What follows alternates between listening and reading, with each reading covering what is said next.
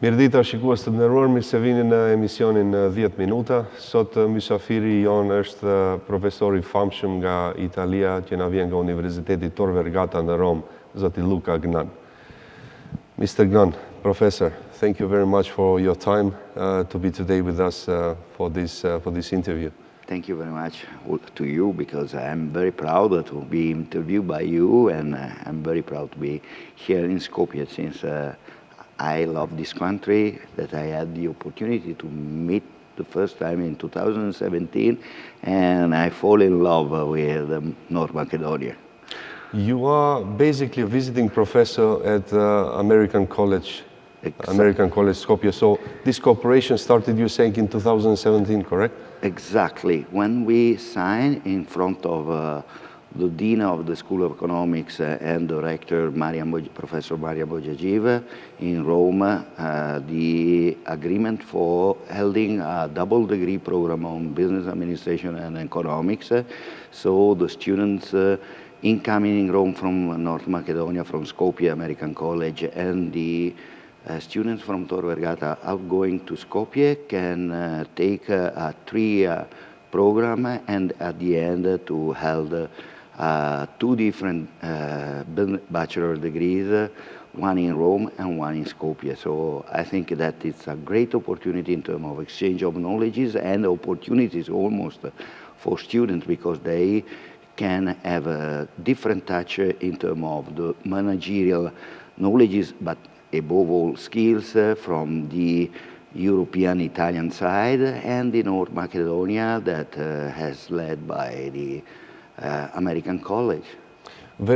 Since you mentioned that basically the double certification program, it's really interesting program. And do you see it first? Do you see it successful? And the second, your impression, what do you think? Actually, you have a statistical data as well. The interest is bigger for the Italian students to come here, or for the students from North Macedonia to go to Italy?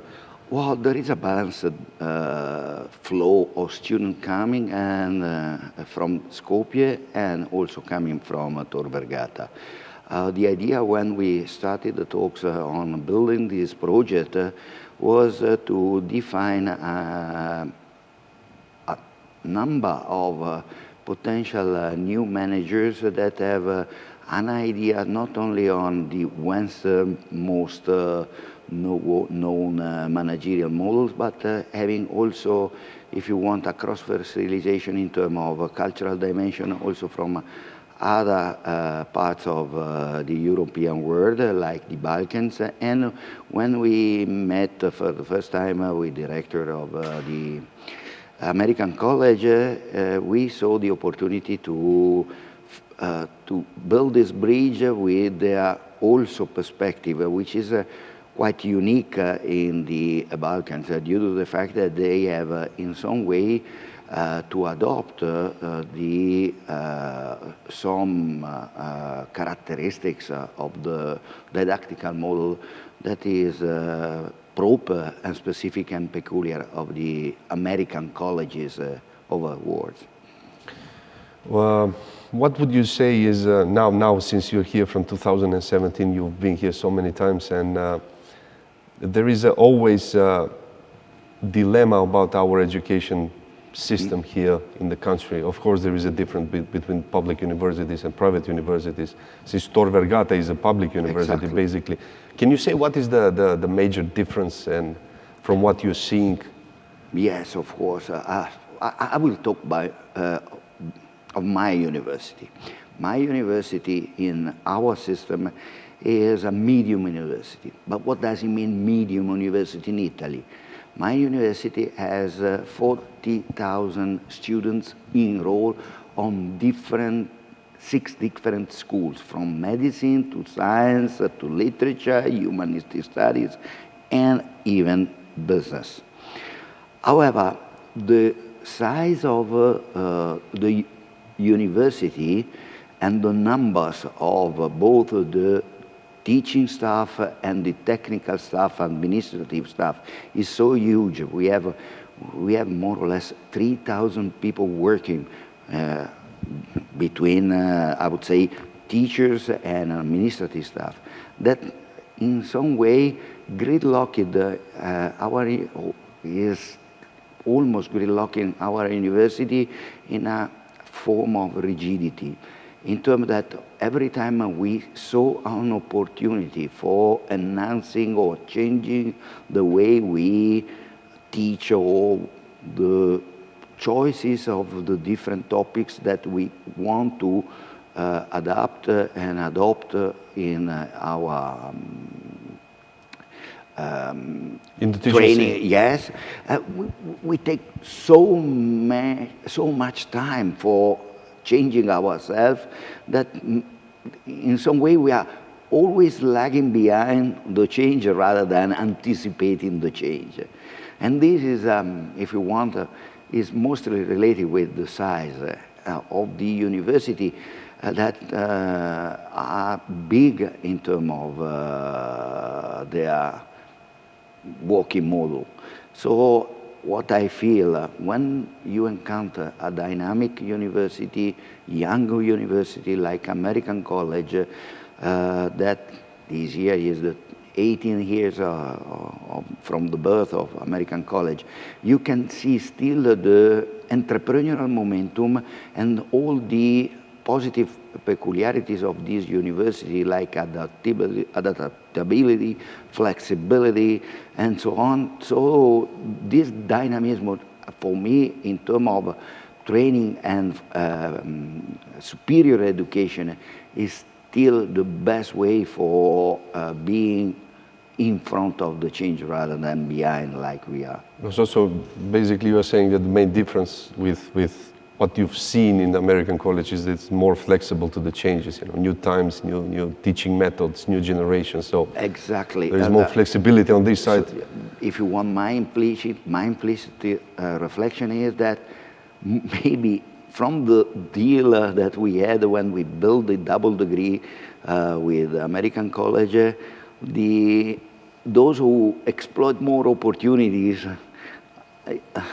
we are, rather than American College. So going back to your former question about how do you feel with respect to the flows of students, I feel that our students that came to Skopje had an extremely important opportunity because they had the possibility to look not only at different country, completely different from their normal attitude that is the European way, but at the same time having the opportunity of appreciating this flexibility in terms of managing, if you want, the training of these students.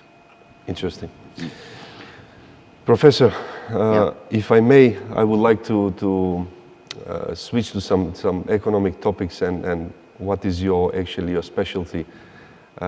You are an expert on the organizational behavior and you've done so many research on, especially on the family businesses, on the small businesses in Italy, and you've published so many books. Can you tell us the importance and what is the difference in governing process, governing system and decision making between the family businesses, small businesses, middle business and big companies?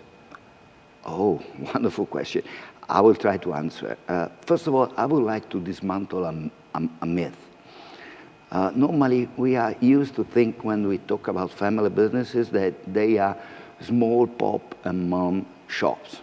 This is not true at all. If we look at all the economies in Europe, in the Americas, and nowadays even they are starting even in Asia, we can observe that a large part, in terms of numbers, of the companies are family businesses. What does it mean, family businesses?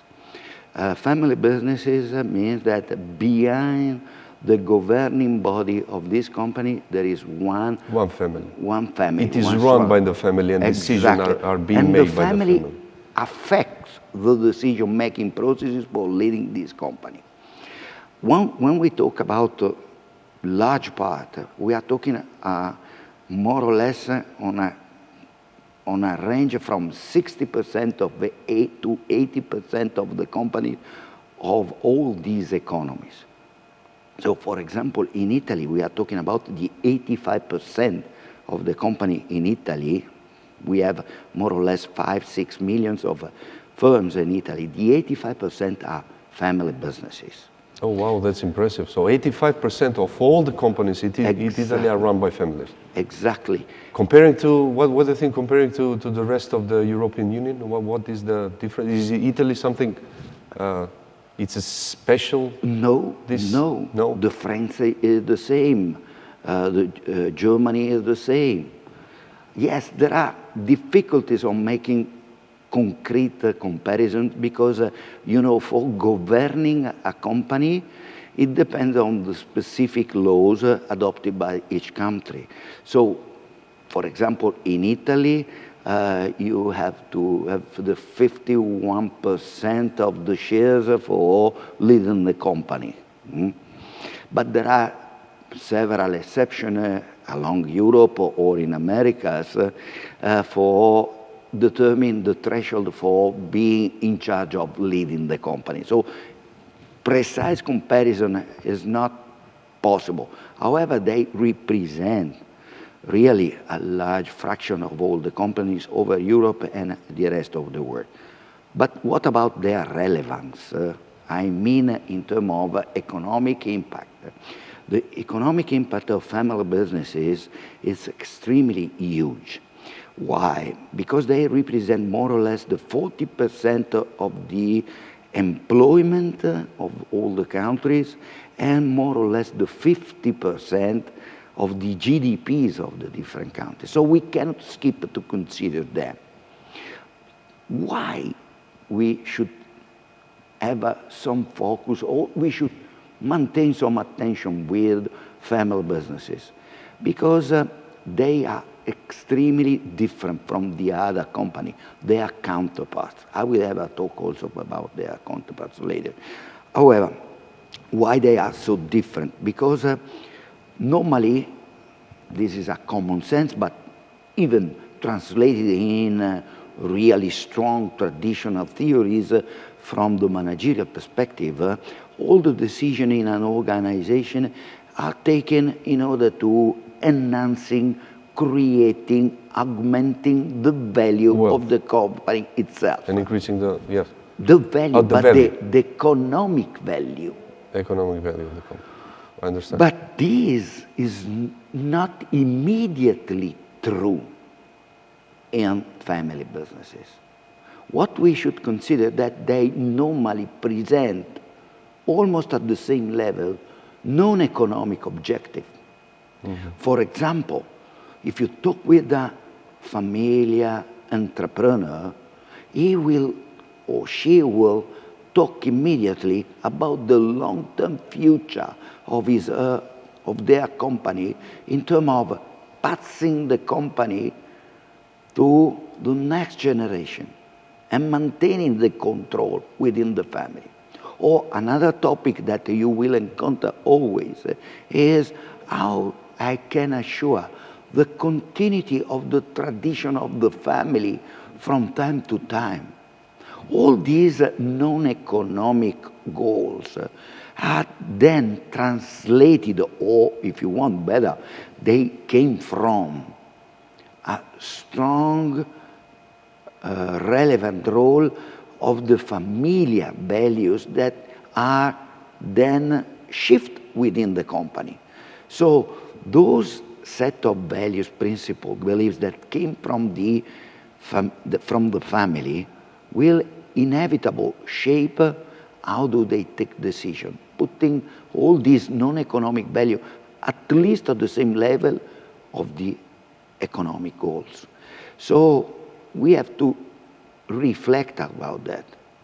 When they have to decide, for example, should I disinvest from a stagnating business area? Well, the first question they pose themselves is, how much emotion I will lose that I have piled behind me in my family? What they represent in terms of those projects, in terms of emotional value. So what you're saying is that emotion plays a big role, huge role in this, in the decision-making process, in the family businesses. Absolutely. The logic of rationality, managerial decision-making, mostly fit with a perspective where the companies, where there is a separation in the company between the earth and the face of the leaders. I would like to make you an example about what I'm saying. Maybe for a big company, even in North Macedonia, you know perfectly the face, a listed company I'm talking, you know the face of the CEO. Yes. Okay? But what do you know about the owner? Have you ever seen the face of the owner? Yeah, I get your point. But the owner, all his own decision on investment was made on his or her intentions on how to exploit the opportunities of the money, of the resources. They put it in the company. But you don't know them. So the separation between ownership and control could have led the managers to detach from the real interest behind the building of the company or the founding of the company, taking only rational, or I would say better, pseudo-rational decisions, mostly dedicated to augmenting the value, the economic value of the company, and sometimes even maybe acting opportunistically, so preserving or incrementing their self-interest, the interest of the managers. That is why I asked, and actually I find it very interesting when you're talking about the emotions, because as we know, you know how they say here, if you want to be successful in business, you have to leave your emotions on a side. I don't agree with in a that. decision. But what you're saying is completely different.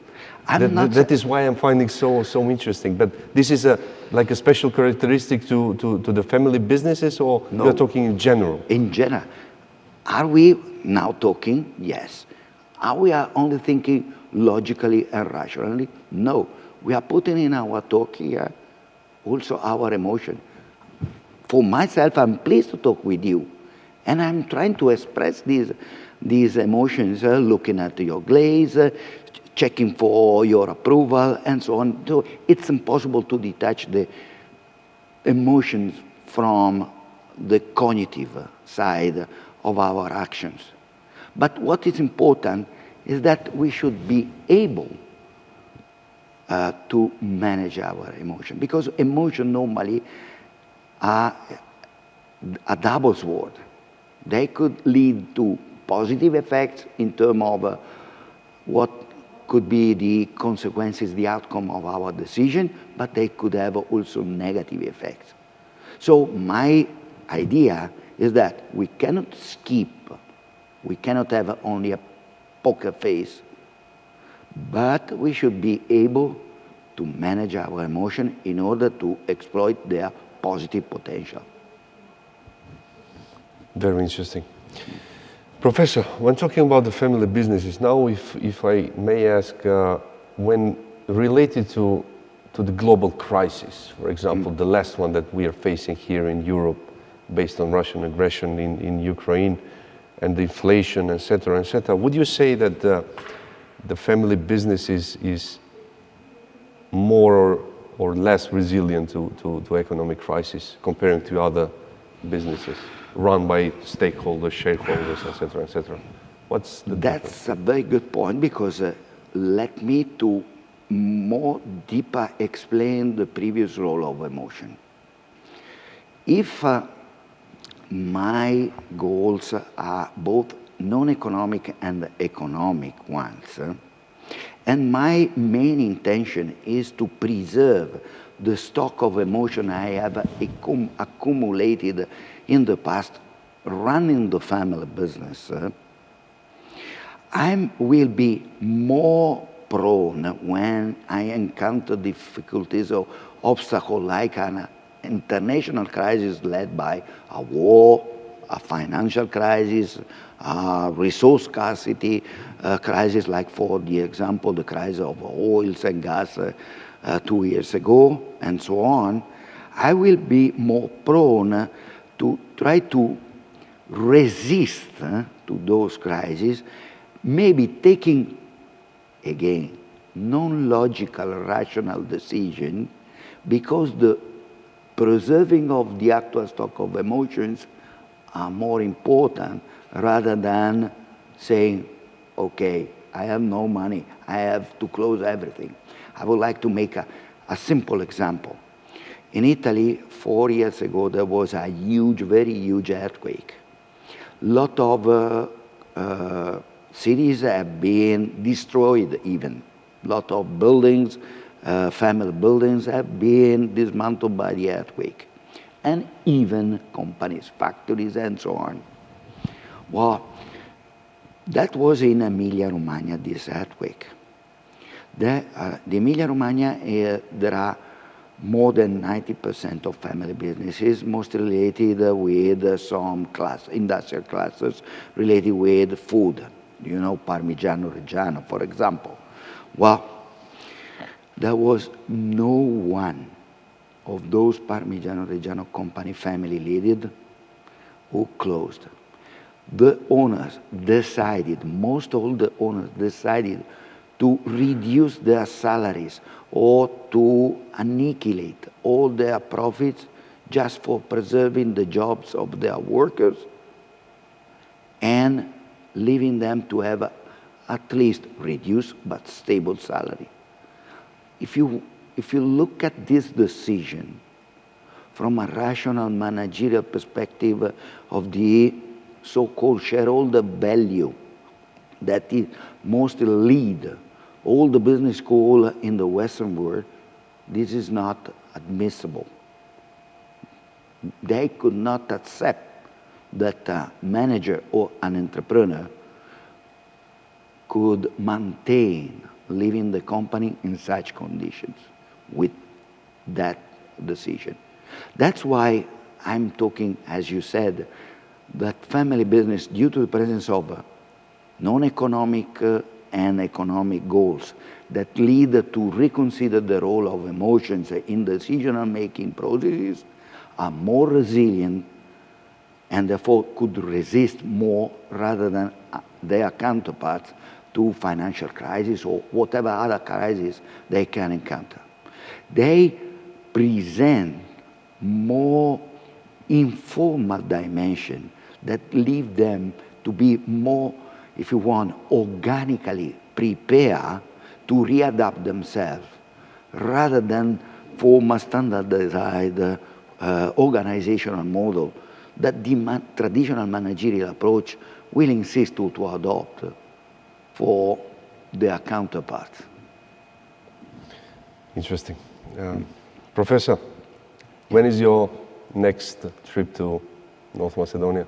Well, I hope very soon. As you know, I started to know North Macedonia in 2017 when we built this agreement with the American College, thanks to Professor Maria Bojagive. But during these 7 years that I've been visiting North Macedonia, I had the opportunity to visit not only Skopje and its own surroundings that are wonderful, but also other interesting places, because I went to Lake of Ohrid, I stayed in the mountains in Mafrovo, I had the opportunity to know the culture related with the site of Kruševo, and most of all, I had the opportunity to taste all your foods and all your, if you want... Would you say it's better than Italian? No, because we are fans of Italian food. I'm not saying, if you want, I'm a food explorer. So I take great memories of different foods wherever I go. But in North Macedonia, I had the opportunity to find very local food, good atmosphere, because it's not only a problem of, if you want, the goodness of the food, but also how do they prepare, how do they serve, the entire process. And the emotion involved behind exactly. the preparation. And I can say, I honestly say, when I stay in North Macedonia, I feel at home. Professor, one more time, thank you very much for your time. It was my pleasure, our pleasure, having you here for this interview. Thank you very much. Și cu ăsta de roar, faleminderit për vëmendjen, miru pafshim.